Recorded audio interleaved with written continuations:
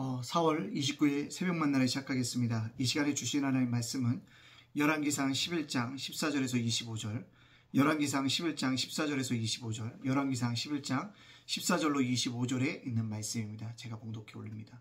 여호와께서 에돔 사람의 하낫을 일으켜 솔로몬의 대적이 되게 하시니 그는 왕의 자손으로 에돔에 거하였더라.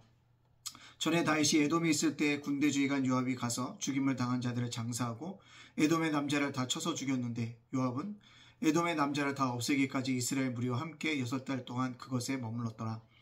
그때 하낫은 작은 아이라 그의 아버지 신하 중 에돔 사람 몇몇과 함께 도망하여 애굽으로 가려하여 미디안을 떠나 바란에 이르고 거기서 사람을 데리고 애굽으로 가서 애굽 왕 바로에게 나아가매 바로가 그에게 집과 먹을 양식을 주며 또 토지를 주었더라. 하낫이 바로의 눈앞에 크게 은총을 입었으므로 바로가 자기의 처제 곧 왕비 다브네스의 아우를 그의 아내로 삼음해 다브네스의 아우가 그로 말미암아 아들 그 누바를 낳았더니 다브네스가 그 아이를 바로의 궁중에서 젖을 떼게 하며 그 누바시 바로의 군에서 바로의 아들 가운데 있었더라. 하낫이 애굽에 있어서 다윗이 그의 조상들과 함께 장국과 군대지휘관 요압이 죽은 것을 듣고 바로에게 아뢰되 나를 보내어 내 고국으로 가게 하옵소서. 바로가 그에게 이르되 내가 나와 함께 있어 무슨 부족함이 있기에 내 고국으로 가기를 구하느냐 대답하되 없나이다. 그러나 아무쪼록 나를 보내옵소서 하였더라. 하나님이 또 엘리야의 아들 르손을 일으켜 솔로몬의 대적자가 되게 하시니 그는 그의 주인 소바와 하다네셀에게 도망한 자라. 다윗이 소바 사람을 죽일 때 르손이 사람들을 자기에게 모으고 그 무리의 계수가 되어 다메섹으로 가서 살다가 거기서 왕이 되었더라. 솔로몬의 이평생에 하낫이 끼친 한날 외에 르손이 수리의 왕이 되어 이스라엘을 대적하고 미워하였더라. 아멘. 오늘도 새벽 만나를 싸울 수 있도록 허락하신 하나님께 감사하고요. 말씀으로 하루 열어가는 여러분의 주님의 이름으로 축복합니다. 어제 교회 창립 10주년 감사 주일이었습니다. 민호기 목사님 오셔서 귀한 찬양 집회 인도해 주셔서 너무 감사했고요. 또 큰 은혜를 받았습니다. 우리가 찬양처럼 그때 말씀한 것처럼 뭐요? 말씀, 찬양, 기도, 예배에 집중할 수 있는 우리 모두가 되어지기를 간절히 소원합니다. 자, 그렇다면 오늘 말씀 속에 뭡니까? 솔로몬이 신앙과 멀어져 없다고 앞에서 구절에 나 얘기하고 있다는 것입니다. 왜 멀어졌습니까? 하나님의 은혜와 지혜를 구하는 사람이었지만 이방 여인과 결혼함으로 말미암아 이방과의 관계는 원만해졌지만 그 이방 여인들로 인해서 뭐였다? 그의 마음이 하나님으로부터 점점 멀어지기 시작했다는 거죠.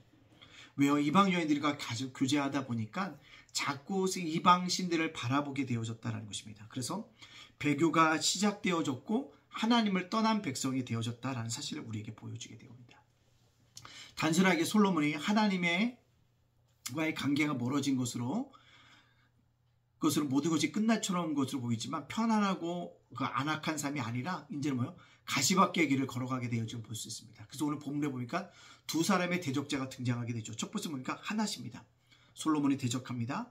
애굽으로 만명했던 사람입니다. 또한 애굽에서 인정받아서 바로 왕이 그의 처제와 결혼시켰습니다. 근데 다윗 왕이 죽고 요압이 죽은 후에 자기의 고향 어디로? 에돔으로 돌아가게 됩니다. 에돔에서 누구를 괴롭힐까요? 이스라엘을 괴롭히는 이스라엘의 대적자가 되고 만다는 사실입니다.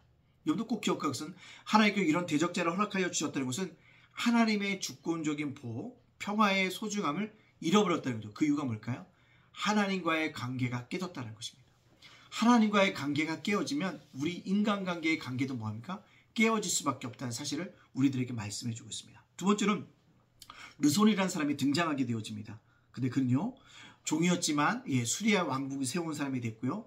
이스라엘과 주종관계였지만 그것을 떠나서 이제 뭐요? 새로운 관계를 이스라엘에게 요구하게 되어짐을 볼 수 있습니다. 그것도 다 누구예요? 다윗 왕 이후이라는 사실인 거예요. 다윗 왕 이후. 다윗이 죽은 이후에 대적하기 시작했다는 것입니다. 여러분 이것을 통해서 알 수 있는 게 뭘까요? 다윗과 솔로몬의 삶인 차이가 있다는 거죠. 다윗은 범죄했고 죽이기도 했고 불륜을 저지르기도 했지만 하나님으로부터 마음이 멀어지지 않았습니다. 그래서 대적자들이 있다 할지라도 하나님이 보호하여 주셨다는 겁니다. 그러나 솔로몬은 이방 여인을 통해서 마음이 멀어짐으로 말미암아 하나님과 관계가 틀어짐으로 말미암아 끊임없는 대적자들이 생기게 되어짐을 볼 수가 있다는 것입니다. 자, 오늘 이것을 통해서 우리에게 주시는 적용점이 뭡니까?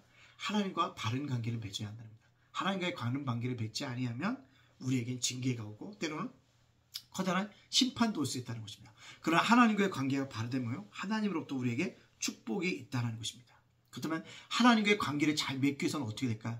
교만하지 말아야 합니다. 내 것을 자랑하지 말아야 합니다.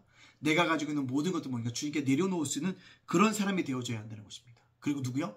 오직 주님만을 의지하고 살아가는 삶, 그것이 바로 하나님과의 바른 관계를 맺는 것입니다. 말씀이 중심이 되고 찬양이 중심이 되고 기도가 중심이 되고 예배가 중심이 되어지는 놀라운 역사가 있어줘야 한다는 것입니다. 따라서 하나님과의 관계가 틀어지면 하나님이 우리에게 얼굴을 돌리시면 우리는 저주의 대상으로, 징계의 대상으로, 심판의 대상으로 전락할 수밖에 없다는 사실입니다. 따라서 우리의 관계가 하나님으로부터 틀어지지 않도록 날마다 깨어있을 수 있는 그런 믿음의 사람들로 살아갈 수 있기를 간절히 소원합니다. 하나님과의 관계 중요합니다. 그 관계가 모든 관계를 연결되어져 있다는 것입니다. 오늘 살아가는 저와 여러분들, 하나님과의 바른 관계를 맺을 수 있는 믿음의 백성들이 되어지기를 간절히 소원합니다. 먼저 누구예요? 하나님을 찾자라는 거예요. 먼저 어떻게 하자는가? 하나님 말씀을 읽자는 겁니다. 먼저 하나님께 뭐예요? 드리자는 거죠. 하나님께 물질도 드려보고 하나님께 시간도 드려보고 하나님께 봉사도 드려보자는 것입니다. 그럴 때 우리 삶이 우리가 예상하지 못했던 하나님의 놀라운 축복으로 가득 차게 되어질 거라는 사실입니다. 하나님과의 관계가 틀어지면 모든 관계도 틀어진다는 사실을 꼭 기억하고 하나님과 바른 관계를 맺어가기를 원합니다. 그러한 사람으로 오늘을 살아갈 수 있는 저와 여러분이 되어주시기를 주님의 이름으로 축복합니다. 아멘. 기도합니다. 사랑의 하나님 감사합니다. 오늘을 살게 하시니 감사합니다. 창립 10주년 동안 지켜주시니 감사합니다. 날마다 하나님께 감사하며 살아가는 귀한 입술이 되게 해주시고 우리 예단교회 부흥하고 성장하게 해주시고 특별히 아버지 하나님 작은 도서관 사역에 함께 해주시고 우리 살아가는 성도들, 아버지 자녀들, 세원갈터 사업장들, 윤수일 목사의 저희 가정을 지켜주시고 인도하여 주옵소서. 오늘의 한 날도 온전히 주에게 의탁하오며 예수님의 이름으로 축복하며 기도합니다. 아멘.